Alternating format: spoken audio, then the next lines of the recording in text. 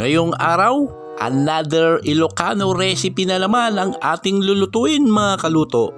Magluluto tayo ng tulya o benek sa Ilocano at sa aming lugar sa Amerika ang tawag ay small clams mga kaluto. Sasamahan natin ng daon ng ampalaya, siling panigang, kamatis at yung ating mga aromatics mga kaluto. Hugasan muna natin mga kaluto yung ating mga gulay mga kaluto. Gamit ang ating tubig bukal mga kaluto. Yan, hugasan na natin yung ating clams, benek o tulya mga kaluto. Yung ating tulya, benek o clams mga kaluto ay binabad ko muna ng isang gabi mga kaluto. Para may labas pa yung mga dumi niya mga kaluto. So yan mga kaluto, umpisan na nating tadtarin yung ating mga aromatics. Simulan na natin sa ating bawang mga kaluto. Pagkatapos nyan mga kaluto ay isunod na rin po natin yung ating sibuyas mga kaluto. Habang binabalatan natin yung ating sibuyas mga kaluto, binabati ko muna yung aming magandang inaanak na si Princess Nicole Calapardo ng happy birthday sa'yo! At maraming salamat po pala sa mga patuloy na nagpa-follow sa ating channel mga kaluto. At yung hindi pa nakapag-follow mga kaluto, yung mga patuloy na nanonood sa akin, please mag-follow na po kayo mga kaluto. At big shout out sa aming ninang from Marinduque, si Ninang Edna Losares. Magandang araw po sa inyo dyan sa Marinduque. Yan mga kaluto, hinihiwa na po natin yung ating kamatis at pagkatapos po nating hiwain yung kamatis ay talbusin na po natin yung ating dahon ng ampalaya mga kaluto. Isang simpleng ulam pero napakasustansya mga kaluto itong lulutuin natin. At mainam po ito mga kaluto sa mga nanganak na pong nanay na nagpapa-breastfeed mga kaluto. At yung aking ginamit na pampaalat ay asin lamang po at siya na rin po ang aking pampalasa mga kaluto. Tara na mga kaluto, lutuin na natin to. Baka lutuin pa ni Christian Jean mga kaluto. Yan mga kaluto, linagay ko na po yung mga aromatics. Gisahin lang natin tong mga aromatics mga kaluto at pagka okay na po siya mga kaluto, isunod na po natin yung ating kamatis mga kaluto. Gisahin na rin po natin yung ating kamatis at imekos-mekos hanggang sa ito yung maluto yung ating kamatis mga kaluto. At pagka nagisa ng pirme yung ating kamatis, ilagay na natin yung ating durog na paminta mga kaluto na dinurog pa ng pison. At ilagay na po natin yung ating tulya, benek o small clams mga kaluto.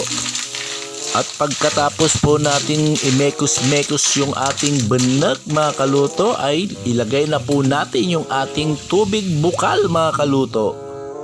At hayaan po natin siyang kumulo mga kaluto. Yan na nga mga kaluto, kumukulo na yung ating benek. Isunod na nating ilagay yung ating siling panigang at yung ating asin mga kaluto.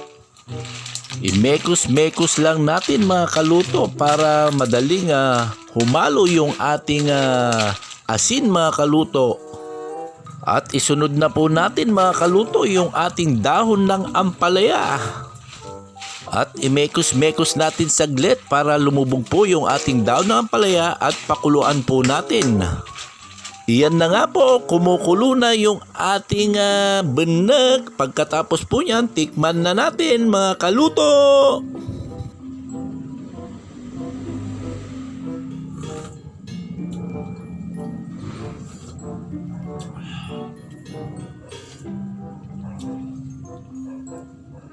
Sumandok na po tayo mga kaluto ng ating uulamin. Huwag po kayong aalis. Samahan niyo po ako at tayo'y kakain na. Dasal muna tayo. Lord God, maraming salamat po sa pagkain ito. Linisin mo po at siyang maging kalakasan ko, Panginoon. And Lord God, maraming salamat din po sa patnubay mo at pag-iingat mo sa aming kalusugan. And Lord God, thank you so much Lord God sa araw-araw ng aming buhay. In Jesus name we pray. Amen. Mga tayon, kakabsat!